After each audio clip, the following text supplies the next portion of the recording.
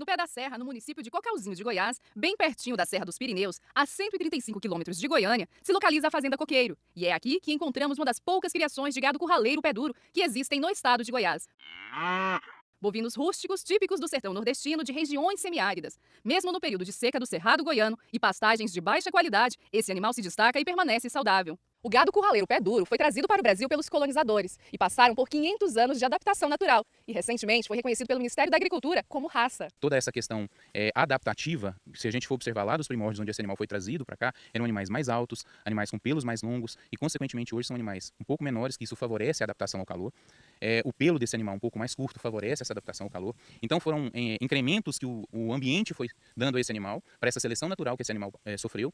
E, consequentemente, nas regiões quentes, esse animal se adaptou muito bem e a resposta fisiológica desse animal hoje é bastante positiva. Na propriedade da família de João Manuel, eles criavam o gado Nelore. Esse era o foco deles. E em 1998, decidiram investir na raça curraleiro pé duro. Começaram com poucos exemplares. Com o passar do tempo, esse rebanho foi se multiplicando. Hoje, possuem um plantel que tem em média 500 animais. E com o passar do tempo, a gente foi vendo que esses animais sobressaíam, questão de reprodução, infestação de parasitas.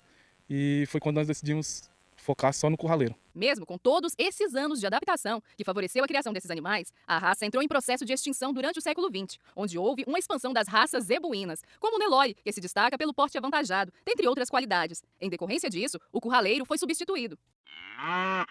Mesmo sabendo que o gado Nelore tem mercado garantido, motivos e motivação por terem optado pela criação do curraleiro não faltam para o produtor. A motivação foi em manter uma raça que estava ameaçada de extinção e o Nelore está consolidado, né, no mercado, é uma raça mais comum.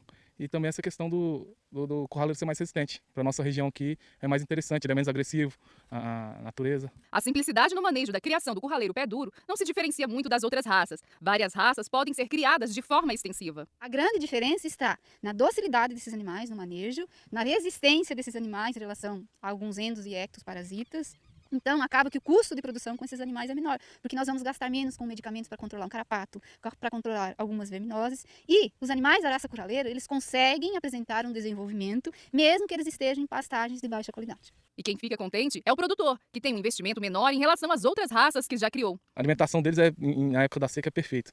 Eles não têm muita dificuldade em se virar no meio da seca brava e sem pasto. O gado curraleiro, a árvore, a casca da árvore, a folha da árvore, em regiões onde não vão ter o substrato da pastagem, esse também pode ser utilizado como forrageamento. Né? Nós vamos ver que dentro do comportamento desse bovino, esses animais vão trazer algumas características de especificidade que eles se alimentam bastante dessas forragens e dessas plantas, desses arbustos.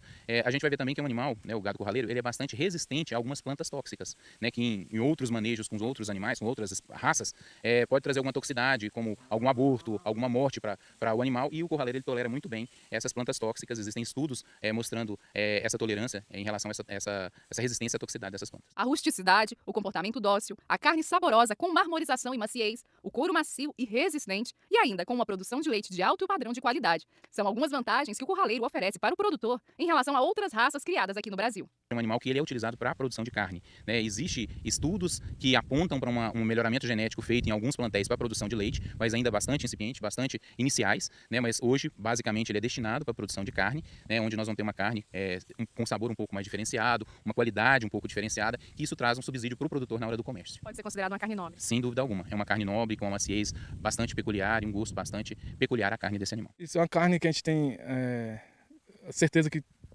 todo mundo que experimenta gosta, né?